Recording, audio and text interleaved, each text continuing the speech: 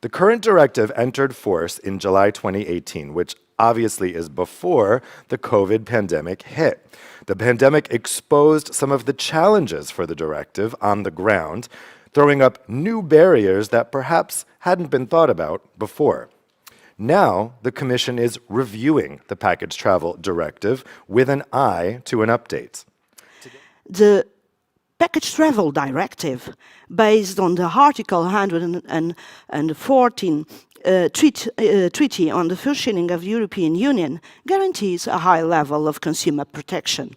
The objective is removing difference between the laws of the member states and act in a coordinated manner. The Package Travel Directive also showed, or the pandemic showed, that some details of the Package Travel Directive are too complex for an application in reality, such as in a crisis situation.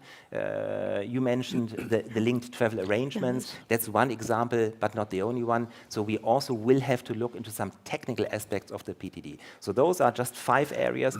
But let's say at the moment we're in the process of let's say, reflection with all the partners. Therefore, today is a great opportunity to see whether the issues we have identified are the right ones. We still can add on additional issues if need be.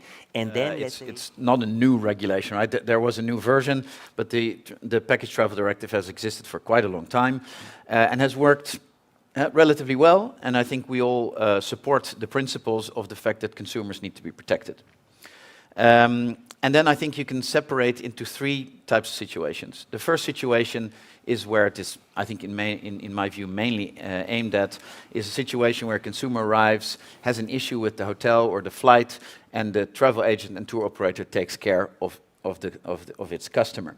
And that means maybe putting the client in a different hotel if there were issues with that specific hotel or overbooking, whatever.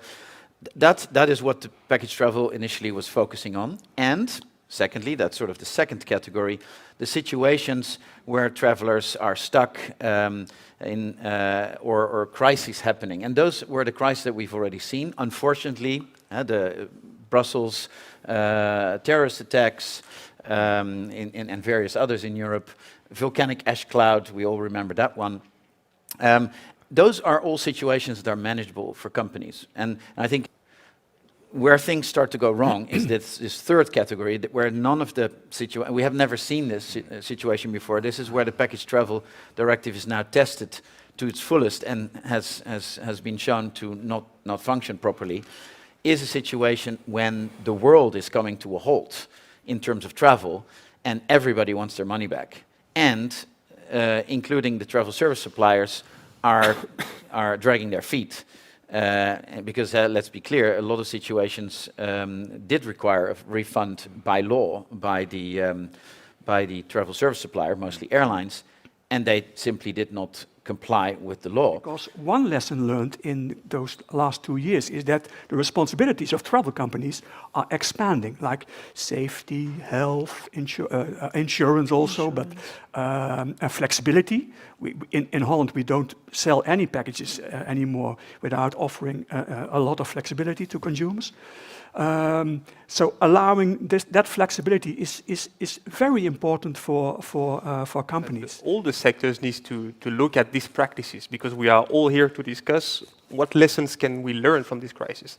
And one of the glaring one for us is really that if this way of processing is not sustainable if we are in a crisis time, because as it works, you always need to feed the booking machine, I would say. So we need to think about it globally, yes, in the air passenger rights sector, in the other one. But what we said as well is that it should not be from one day to another. We don't want to ask, okay, as of tomorrow you have to have the full prepayments stopped, etc.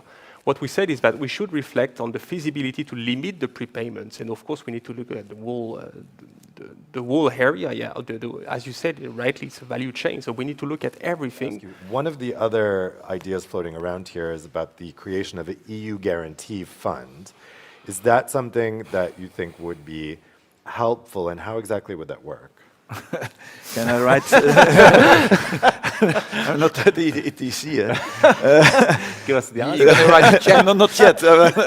Just dream. No, the first question is evidentially how will it be funded? Will it be first line, second line? I think that that's what I hear from our members, that there is really a need for reinsurance on the commercial. We cannot expect any more from the commercial reinsurance company. I think we no longer have an reinsurance in France, etc. That market is closed. In that way, that the French and Belgian governments are preparing laws to make a sort of capping of our risk, etc. If that could be done on European level, I think that there could be a fund that works like affordable reinsurance system. I don't want to think that we are going to have these exceptional circumstances forever, but we must provide all the system for have a kind of solution when it happens. We cannot think about, okay, it passed.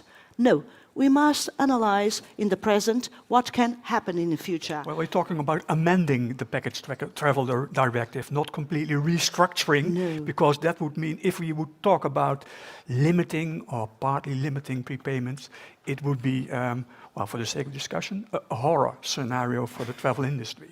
And I'm glad that Stephen, but also you mentioned we should look at in an overall situation, looking at all the responsibilities of all the actors in the value chain.